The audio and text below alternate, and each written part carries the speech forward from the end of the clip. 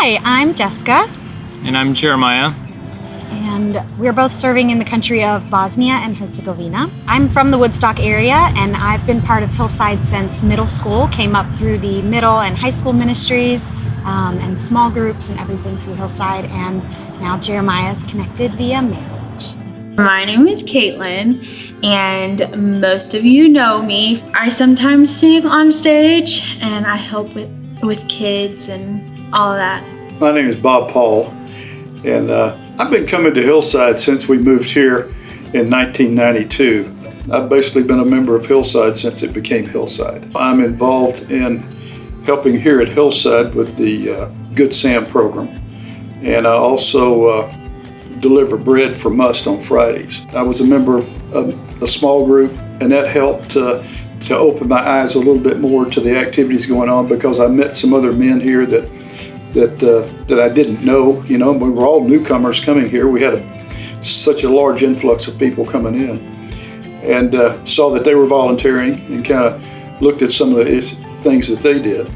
I had already been volunteering on other days of the week, and the person that had been taking the financial aid calls, I think, left or something, and so I was asked to change from Mondays to Thursdays. So that's been my heritage about picking up on the financial assistance. And I was part of something called the Perspectives on the World Christian Movement course. It's a 16-week course that really addresses the role of a disciple of Jesus Christ, which all of us are, and the fact that each one of us, no matter whether we're in official ministry or we're a lay person, the fact that we are all called to make disciples who make disciples. I went to church on Sunday, and they had a slide on the screen that said, you know, trip to Honduras, and had all the information. So I was like, I wonder what that is. And my mom was like, well, they're wanting me to do video there, so I would go with you, and we could go together.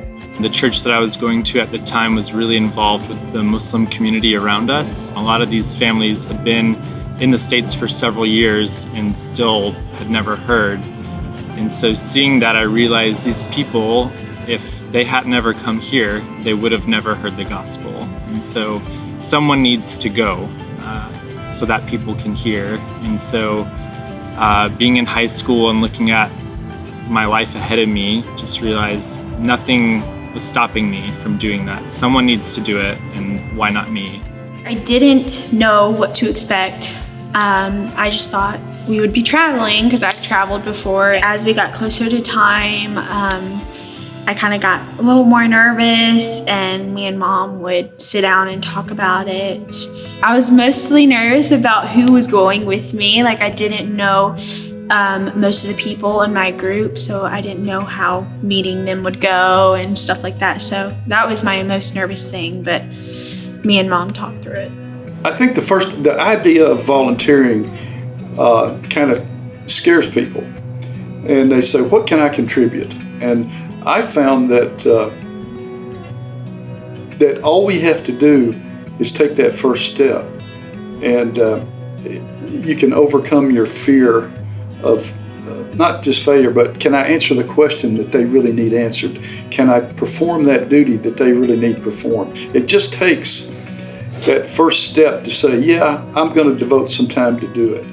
We want to make disciples. We want to work alongside the church to help them make disciples, to reach their own people, so that we can see this movement of a growing church that isn't going to stop anytime soon. We want to work ourselves out of a job. And so right now, we still have work to do. And so until God tells us otherwise, we want to be faithful with where He's sent us to go. I don't think that we can interact with the needy and not feel some sort of passion for what they're doing or what they're suffering. When you look at the aspect of why do you need to volunteer, you know, selfishly, I will say that I got caught up in it at Hillside because so many people were doing it.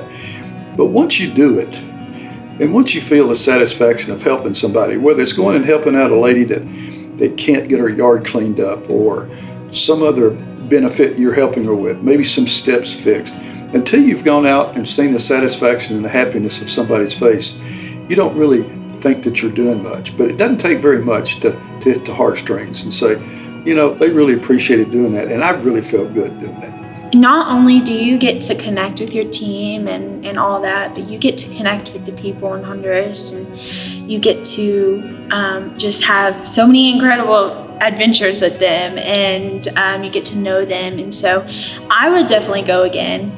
But it's so fun, and it makes you think in a different way. It was fun for me.